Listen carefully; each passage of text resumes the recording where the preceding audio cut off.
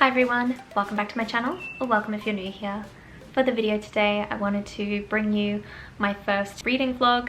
I have done videos about reading before, just in a review style, and I've done a lot of reading in my vlogs this year, but never purely about one book in particular, which is what this is today. And the reason why I'm doing this is because I am very excited about the book I'm about to start. It is The Only One Left by Riley Sager. I have mine on Kindle and today is the first day that it has come out. Of course, this is 2 weeks after it came out on paperback, so I've been waiting and avoiding spoilers and trying not to hear much about it, but I'm very excited for this one. I'll make sure I put up the actual cover on the screen because it is beautiful. I love the pop of the colors, and I'm sure I would have used it in my thumbnail as well, but there you go. That's what it looks like to me on my Kindle. I waited the 2 weeks because I am not someone who collects physical copies of books, and also because I read so much quicker in a Kindle as opposed to hard copy formats. So that's why I waited, but I'm very excited. As I've said, I really like Riley Sager's books. They're nothing groundbreaking. I don't think that he is the best author in the world, but he is probably my favorite because I just love his writing style. They are fun, easy to read thrillers, and I think the first book that got me back into reading in a big way was a Riley Sager book, and that was Lock Every Door. Since I read that one last year, I have been so much more into reading since I read it in one sitting. It will always have a special place in my heart, and people compare that one a little bit to this. So I'm really hopeful it is in the style of Riley Sager's writing that I like, as opposed to some of his newer ones, which I know people have been split on. For me, I liked the newer titles, but not as much as older Riley Sager. Really quickly, before I get stuck into this reading as well, I just wanted to explain that even though I had to wait 2 weeks to get started on this, it's actually quite the perfect day to read this, since I believe it is a gothic sort of horror or thriller, and it is a perfect rainy day right now, and I worked a half day at work, so I've got quite a few hours free. I'm just gonna get stuck into it. It's 2:15 right now, by the way, so I'm gonna see how I go for timing. I feel like most books take me about 4 hours to read, and I am very excited for this one. Like I've said, imagine I go through and say all of this and end up hating it. Hopefully not. But I think I have a few interruptions for the afternoon planned, like walking the dogs and preparing dinner. But apart from that, I'm just gonna see how I go.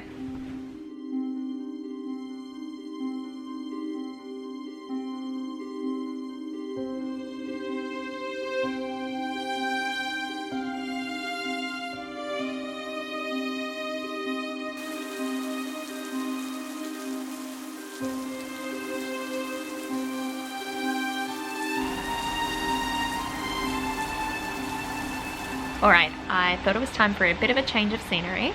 I am up to chapter 8, I'm about 20% of the way through, and since I said I was liking this rainy day so much and it's good scene setting for the book, I decided I would come out to my back deck and read for a bit more. I also have some afternoon tea. I've got a coffee and a blueberry muffin, which I've just halved. I baked those the other day, so I am set up. I'm just going to sit out here, continue to read and relax. I have to say, my thoughts so far, I can see why people are comparing it to Lock Every Door without giving anything away in terms of the types of characters that are in it. I sort of see that, and I feel like the scene setting kind of reminds me, and again this isn't a spoiler, it reminds me a bit of the house in Home Before Dark. I think is the one I'm trying to think of. I also wanted to say I like the setting of the novel. It's set in the 80s, which I think is kind of interesting, and I guess the age of the main character. She's my age, or she's 31, so I guess that's kind of cool as well.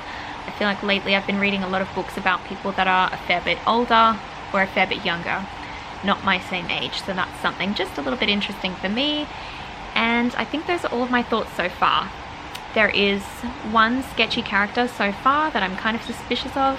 I think we're meant to be suspicious of, but I think those are all my thoughts for now. I can hear the rain picking up, so I'm going to get back into reading, and I'll check in a little bit later.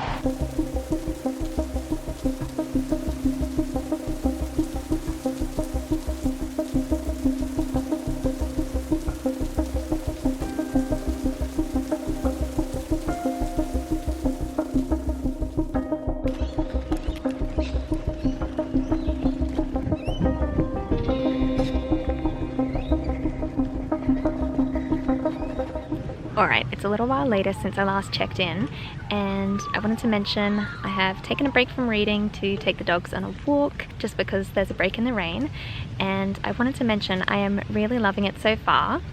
Since I last checked in, I've gotten up to the 30% mark and I'm not sure what to expect. There's a few characters I'm sort of forming my opinions on and a lot of information is coming through. I also thought I'd mention I am trying to read this slower than I would normally read, just because I think I said before I can finish off a book in about 4 hours if it's like 350 pages. This one's 400 and I think it's going to take me a bit longer just because I want to read slowly and take everything in. But I think that's it for me now. I'm just going to finish my walk and get home to my book. Alright, it's a little while later. I've been going through my night, doing some standard things, and as much as I wanted to keep reading, there were things that needed to be done. Just getting ready for bed, having dinner, and I watched a bit of TV with my husband as well, which was nice. But now it's the end of the night and I am going to finish reading this here. I've been reading chapters here and there while I was cooking, and I've actually gotten through another third of the book, so I've got 1/3 left. I feel like the plot is moving along, there's a lot happening, no big reveals yet. I'm happily tracking along here, and I guess I'm just going to finish up and share my thoughts as they happen. I just wanted to point out, I think it was a few chapters back, and I will say I've been highlighting and bookmarking as I sort of notice things. I've just gone back through my highlights and I think I was about the 50% mark when something occurred to me. I think that when you read thrillers a lot, you sort of tend to try and guess and know how plots tend to evolve. I feel like that can't be said for this author because some of his twists are really out of pocket, things you wouldn't expect. But yeah, I just thought I'd mention that now in case I reference it later. I was at about 50% of the way through. There was something that clicked in my mind and I wonder will eventuate. Anyway, that's my little check-in for now. I'm just going to get back to it and share any thoughts as they happen.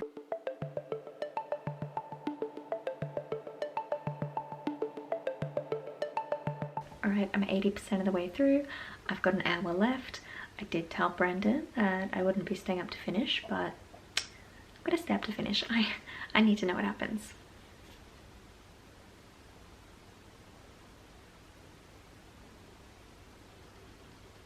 Okay, I think I've got 1 chapter left, and there's been 2 really big reveals, little bits coming out along the way, and I've just read the second part of the poem.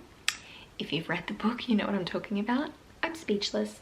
Like I said, I think I have 1 chapter to go, so I'm just gonna finish up and then I guess I'll share all of my thoughts. Alright, I've just finished and I need some time to digest this book and figure out my thoughts and how I can explain everything I think. I definitely need some time to marinate on this and I'll be back. Alright, it is the next day and I finally feel like I can share most of my thoughts on the book. I'm sure there are some things that I'll forget and wish I'd mentioned, but obviously I've had a night to sleep on it and just made some notes. I'm not able to do a recap in a way that makes sense. I'm sure there are some people who can do that. I'm definitely not one of them. I am pretty sure I understand all of the book, but to be able to articulate that for you now, I just have no idea how to do that. So that's not what this is. I'm just going to be sharing some non-spoiler thoughts and then spoiler thoughts at the very end, and I'm going to try and keep it brief. So I know I've made some comments here or there throughout this video so far that are also kind of spoiler free, and to sum up in a similar way, I just wanted to say how much I loved this book. I don't think that's any surprise or spoiler. I really enjoyed it the whole way through. I loved the atmosphere and setting. I think I knew I was in for a good one when I saw the cover because really it is so beautiful. I'll pop it back up on screen again. I think if I did collect physical books, this would be a really nice one to have, but I just don't, from a space saving and kind of, I don't want to say minimalistic. Again, I don't really describe myself as that, but this is the reason why I don't collect hardcover books and much prefer the Kindle. Point of the matter is, it's still a really beautiful cover. and very visually intriguing. Sometimes I feel like that is enough to pique my interest, just a beautiful cover or an intriguing title. Certainly for the fact that I already liked Riley Sager's books, all of those three things made me feel like I would enjoy this one, if that isn't too weird to say. I know a lot of people have compared this in previous reviews that I have seen to Lock Every Door, which I have said, I believe at the start of this video, was my favorite Riley Sager, and I've got to say I can definitely agree with that. I feel like this is classic Riley Sager, and it might just be from the high of just finishing this book. I feel like I prefer this one to Lock Every Door. I really loved this book, and I don't think it's any spoiler to say I'd give this book 5 stars, or I have given it 5 stars. I really enjoyed it and would heavily recommend. And now I am going to get into a few spoiler thoughts, so just click out of the video here if you haven't read it yet. I would heavily recommend it, as I said, and I will see you next time. But if you have read the book, obviously I'm sharing things that are full knowledge to you if you've read it. Now, first thing I'm seeing in my list here, I realize I kind of just casually mentioned in the previous section, so I'll have to edit that out. But one thing that is kind of spoilery, I really loved the looming threat of the house slipping off the cliff, and I did wonder if it would happen in the book. That was very satisfying to see, and the slow sort of, I mean, obviously it was tilted at first, and then seeing the cracks spread. I think it was really good at building tension and dread, and I feel like it had a good payoff finally coming off at the end. Obviously I'm talking about the end there. I feel like my thoughts don't really have any specific order. I've just noted them down. One thing I did note down as I was reading, because I think I said I was highlighting and making like Kindle bookmarks, just things to refer back to. There was a certain point in the book where I think it was Lenora, or really Virginia at the time, had said something about feeling like she was able to leave her body, and I was very scared it would go down an astral projection route, and I'm very glad it didn't. So that wasn't a prediction, that was just what's the opposite of a prediction? Something I really hoped wouldn't happen. At the start of this reading vlog, I said I was highly suspicious of a certain character. That was Mrs. Baker. I feel like she was very obviously meant to be suspicious, so that's not me being a super smart reader or anything. She was just clearly very obvious from the start, and I didn't think she was a red herring. I knew she knew something. Obviously part of the age of her as well, before it said in the book that she was around at the time. I definitely didn't guess that she was Lenora though, or really Virginia was, you know what I mean, and that the sisters swapped and that Mrs. Baker was Lenora. I didn't guess that, and I'm not sure who could. It was a good twist though. I think some things are so far-fetched and some things kind of make sense even though you can't predict them. I am happy with that twist. And speaking of predictions, the concept of Virginia, and I'm trying not to get the sisters confused here, Virginia being hung with a rope by her sister in the poem, the story, I thought didn't make any sense. The whole time I thought it was her trying to end her own life, and I thought that maybe she had killed the parents. I didn't say it at the time because I thought that was just obvious. I did not think a teenage sister would be able to pull up her own sister like that. I just thought, obviously, she probably did that herself. I'm sure a lot of other people considered that. I don't know if you did, but it just didn't seem too surprising to me when it was fully revealed. The fact she had survived, that was surprising, but the fact that she tried to take her own life with hanging herself didn't seem like a twist to me. It seemed kind of obvious, but that's fine, that's the only thing. I in no way guessed that both sisters would be alive, so I was very confused when Kid came to check out the urns at the end, and seeing that the urn for Virginia was empty. I thought, what does that mean? I think he even made a note saying, why is one urn empty? I was really clearly slow to pick that up. On the flip side, a thought I constantly had throughout the book was that Lenora, or really Virginia, was faking her condition and that she was able to move. And even after the snow globe test, I really thought, oh, you know, I'm pretty sure she's faking just all the weird things, and it seemed strange to have her as a stroke victim, but all of these suspicious circumstances surrounding it, like the Walkman being turned off, until near the end when Kit's dad, or really Ricky, came to try and kill her and the house was starting to crumble. She just lay motionless. I thought, okay, I was wrong. She really is immobile, but in the end we find out that was a lie anyway. So she was really committed to the grift. I just had to change my battery because it clearly got drained from all of my reading footage yesterday. Now, I think I was talking about the fact that Virginia was faking her condition. I think I managed to get out everything I wanted to say before the battery died, except the fact that the thought popped into my head at the very end of the book after the reveal happened where she could actually move. The thought popped into my head how funny it would have been if at the moment she was being attacked, or certainly when the house started to slide off the cliff, how funny would that have been if she revealed the whole time she could move then.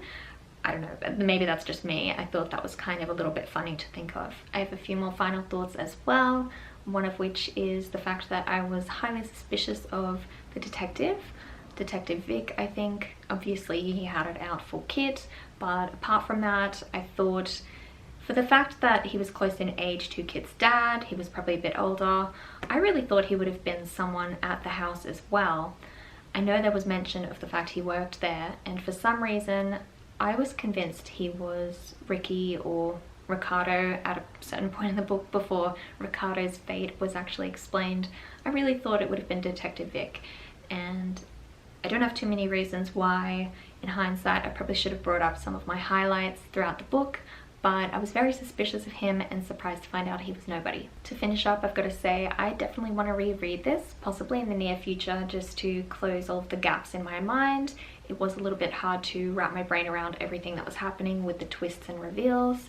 I think I need to make a Hope family tree as well, because I'm still not 100% sure how everything pans out. I feel like everyone is related to everybody, or they were fucking each other. Everyone is intertwined in this house at Hope's End. But those are all of my thoughts, and the end of this kind of unhinged video, my review on The Only One Left, my reading vlog, the first, I'm not sure if it'll be the last video of this type, depending on how it is received, but either way, I really enjoyed making it, and more to the point, I really loved the book, in case that isn't clear already. Again, I've just got to say, I 100% recommend this one, although if you're watching it at this stage, I'm sure you've read it.